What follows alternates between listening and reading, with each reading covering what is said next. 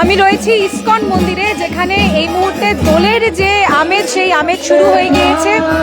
এখানে এখন হরে কৃষ্ণর নাম জপ চলছে, যেখানে রাধারমন দাস তিনি রয়েছেন।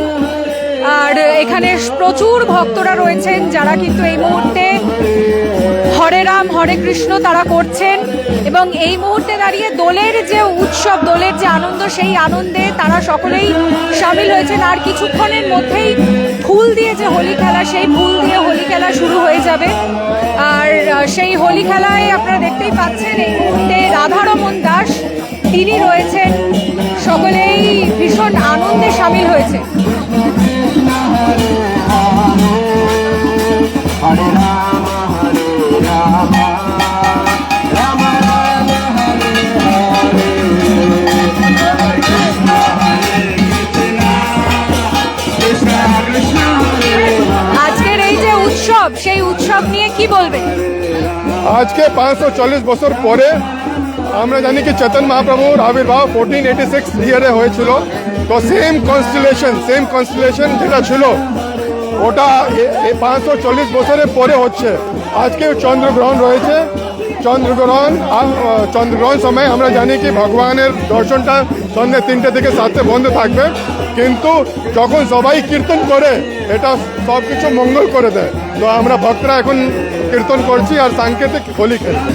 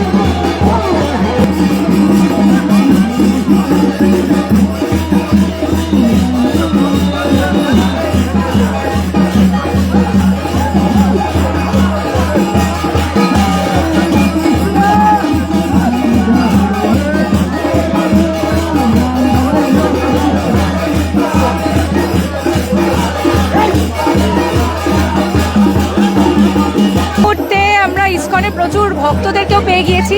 কেমন লাগছে ইসকনে এসে? খুবই ভালো লাগছে। প্রত্যেক বছর আসা হয় ইসকনে? প্রত্যেক বছর আসা হয় না, সত্যি কথা বলতে প্রত্যেক বছর কাজের সূত্রে বাইরে থাকা হয়। এই বছর প্রথমবার ইসকনে আসা। দোলের সময়। আচ্ছা, তো কতক্ষণ এখানে থাকার প্ল্যানিং রয়েছে? আপাতত পুরো দিন থাকার প্ল্যানিং রয়েছে।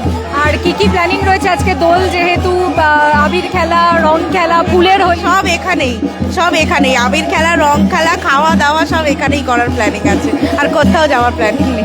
আচ্ছা, আমার সঙ্গে আরো কয়েকজন রয়েছে, একটুখানি কথা বলবো। কেমন লাগছে ইসকন চত্বরে? খুব ভালো লাগছে, এই প্রথম আমরা আসলাম বারুইপুর থেকে।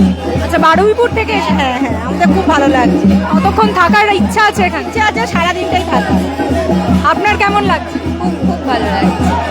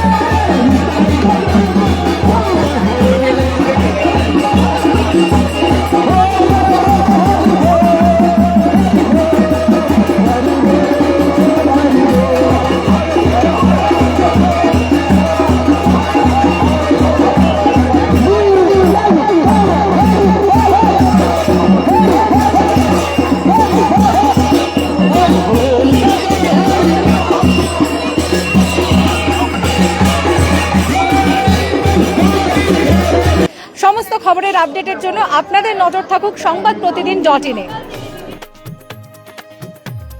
ফলো করুন সংবাদ প্রতিদিন ডিজিটাল।